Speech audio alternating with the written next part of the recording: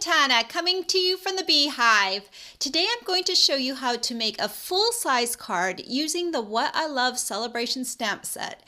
You can earn this stamp set free with a $50 order until March 31st, 2016. I also created a color chart which I shared in a previous video that will help you choose colors to use with this stamp set. And I will post this chart on my blog for easy reference. So this is the card that we're going to make today, and it kind of uses the same stamping style as the note card I shared with you earlier, but I've added a few layers and a few little twists to make it a little bit more special. So let me show you how to make it. To start off with, you are going to need a piece of cardstock that is 8.5 inches by 5.5 inches, and I have scored this piece at the 4.25 inch mark. And we're just going to fold it in half along the score line. I'm going to use my bone folder to smooth the fold. And then I'm going to take my curvy corner trio punch. And this punch has two different spots to create different looks for your corners. And it has a slot punch on the one side. So what we're going to do, we're going to use this one here. And I'm going to, with my card folded, I'm going to go ahead and put this right in the guide. And you'll want to make sure that your cardstock is flush with the guide before punching, and then just go ahead and punch. This punch punches through two pieces at a time, so that's why I can keep the card folded. So that will be our card base. And then I'm also going to do that with my Whisper White piece, and this piece measures 4.5 inches by 3.75 inches, and we are going to just punch two corners on one of the long sides. So again, make sure your punch is in the guide all the way before punching. And then you just get rid of these little corners here. Then let's just put these things aside for a moment. And I am going to first take the outline stamp and stamp that in Rich Razzleberry. And remember, there's a little arrow up at the top, and I'm going to have that arrow going north. I'm going to ink this up. And I'm going to start down at the bottom left corner, and I'm just going to stamp my first stamp in the corner, and then I'm going to move up on the diagonal. So my next one will be going up on a diagonal, and then one more time going up on the diagonal. Then I'm going to start filling in. So I'm going to bring my next one in here like that. And then we're going to do this spot right here. And then I'm also going to just fill in the top a bit here.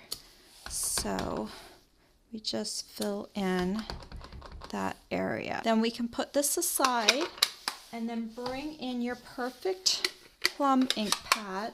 And we are going to use the bold stamp, this one right here. I'm going to ink this one up. And again, my arrow is pointing north, so it'll be really easy for me to line this up. I'm just going to hover over it and stamp. This stamp is very forgiving. It doesn't have to be stamped perfectly, just because of the way it's got a kind of a busy pattern. So it's perfect for beginner stampers.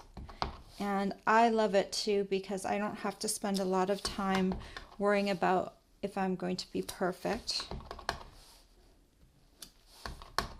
And then let me just grab that corner right there.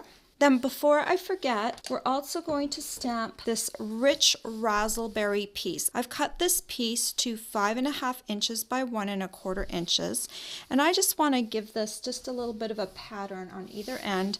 So let me bring my Rich Razzleberry back in. I could have done this earlier, but I forgot. So let's just bring in, this is my outline stamp again, and I'm just going to stamp this on both of the ends.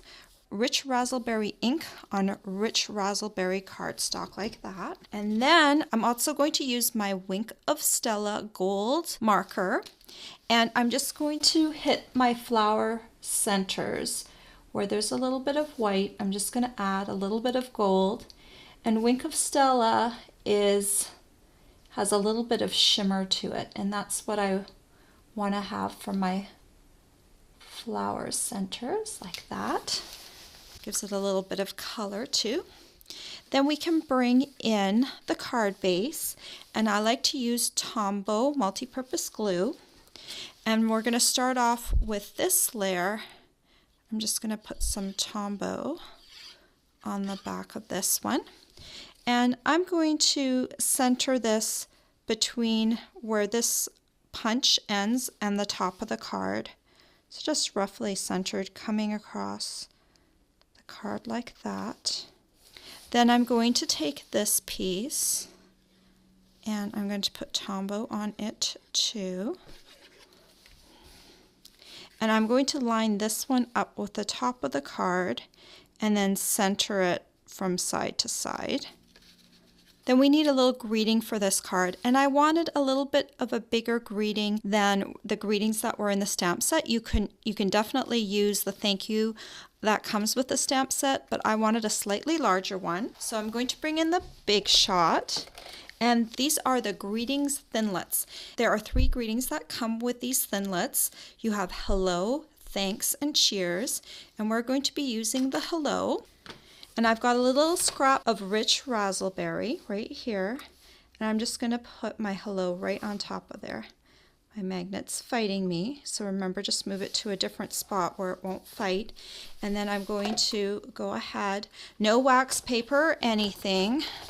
Just going to go ahead and run this through because we're going to be using the Big Shot die brush to release it.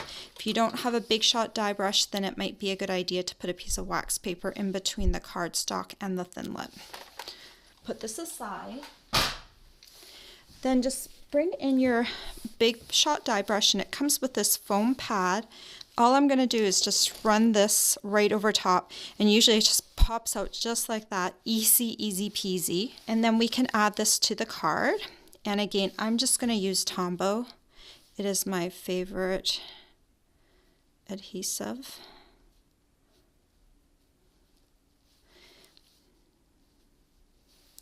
And then we're just going to flip this over here onto there. Center it where you want it, and then just put it on like that. There. And now all we need is a little bit of an embellishment, and I like this cotton ribbon because it matches the cardstock. So I'm just going to go ahead. I've already tied a bow in this cotton ribbon, and I have my mini glue dots here, and I'm just going to put my bow knot right on top of a mini glue dot and then lift it off. And then it's ready to be stuck right onto the card like that. And there we go. Isn't that a pretty card? And the nice thing about this card is that you can take the colors from the Blossom color chart and create them in different colors too, just as long as you have a matching ribbon, or you could do the white ribbon as well if you didn't have a matching color. There's also some white cotton ribbon that would look nice. So I did this one in Island Indigo and Lost Lagoon, and this one I changed up a little bit from my color chart. I did Melon Mambo in Blushing Bride instead of Rose Red because I had Melon Mambo ribbon and I wanted it to match kind of as a little set. So there you go, a slightly more embellished card with a few more layers using the very same stamp set we used on Monday. It's a very versatile set. All the supplies you'll need to make this What I Love card are available for purchase on my blog. I hope you've enjoyed this tutorial. Bye for now.